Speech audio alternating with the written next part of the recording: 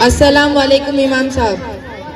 सलाम व रहमतुल्लाह। अरे आमिर साहब, क्या मामला है? हाजी साहब इतने गमगीन क्यों हुए?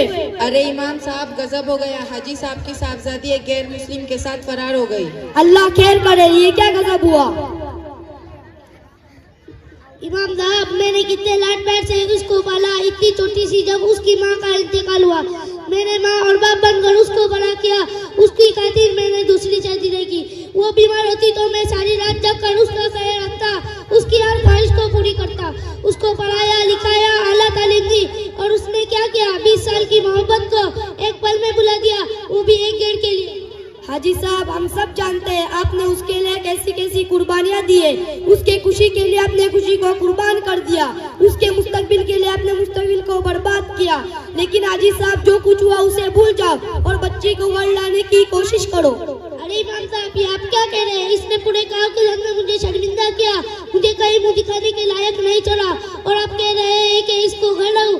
हरगिज़ नहीं, वो मेरे लिए मर गई है। हाजी साहब, पूरे दुनिया में मुसलमानों के खिलाफ कैसी कैसी साजिशें हो रही है। मुसलमान बच्चियों से झूठी मोहब्बत करके उनके ईमान को छीना जा रहा है, फिर उनको बहला फुसला कर उनसे झूठी शादी की जाती है, फिर उन पर जुल्म सितम के पहाड़ तोड़े जाते हैं, फिर उनका सब कुछ छीन कर उनको बेच दिया जाता है। और ये सब सोची समझी साजिश के तहत किया जा रहा है। इसलिए हाजी साहब, मेरा मशवरा ये है कि आप 2-4 समझदार लोगों को ले और अपने बच्चे के घर जाए, उसको समझाए कि अल्लाह ने उसको जो ईमान की दौलत दी थी, सारी दुनिया की दौलत उसके सामने कुछ भी नहीं।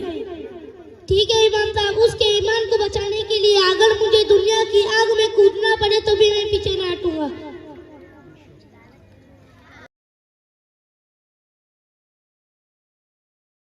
अरे हाजी साहब, आप लोग बच्ची से मिलने गए थे, क्या हुआ?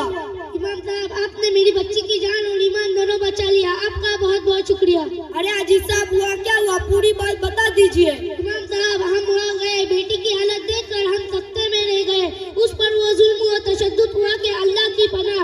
रोजाना उसको मारा पीटा जाता, सिगरेट से उसके जिस्म को जलाया जाता। हमने पुलिस में शिकायत दर्ज की, पुलिस वालों ने बहुत साथ दिया।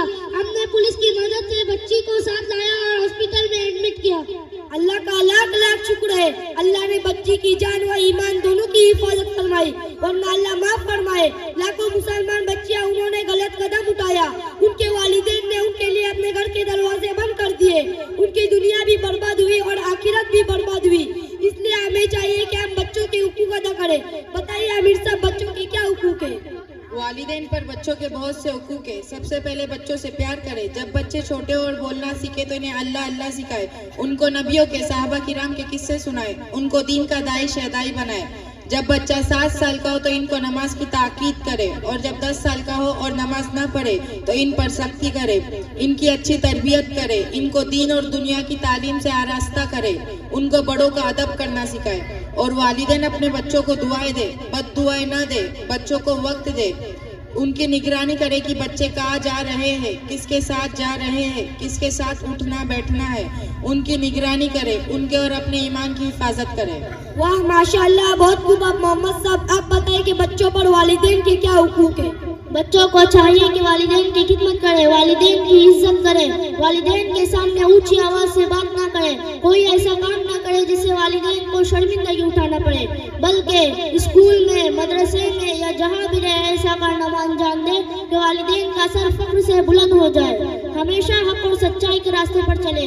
इसके साथ साथ अपने ईमान को बनाना, अपने ईमान की हिफाजत करना, जिसे सहाबा इकराम ने अपने ईमान की हिफाजत की थी।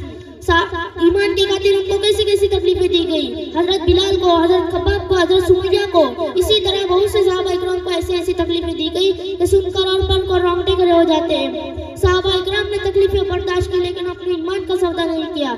इसलिए हमारे नौजवान बच्चे और बच्चियों से गुजारिश है कि इन वाक़ियात को पढ़े और अपने ईमान को ऐसा मजबूत बनाए कि अगर कोई हमारे ईमान के बदले सारी दुनिया की दौलत भी दे तो भी हम अपने ईमान का सौदा न करें। माशाअल्लाह मोहम्मद साहब, आपने तो ईमान ताज़ा कर दिया।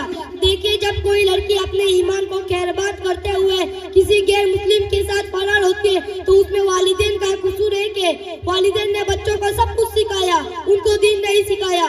दूसरा कसूर उन बच्चियों का है कि उन्होंने दुनिया की थोड़ी खुशी की खातिर अपने ईमान का सौदा किया और अपने वालिदैन की इज्जत को खाक में मिला दिया और हमेशा हमेशा की जन्नत के बदले जहन्नुम को खरीदा।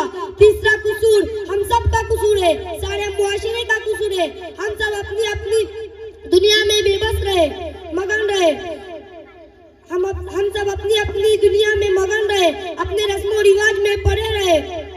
अगर कल कयामत के दिन अल्लाह के हबीब रसूल सल्लल्लाहु अलैहि वसल्लम ने पूछ लिया कि तुम्हारे होते हुए मेरी उम्मत के लाखों बच्चियों का ईमान छीन लिया गया,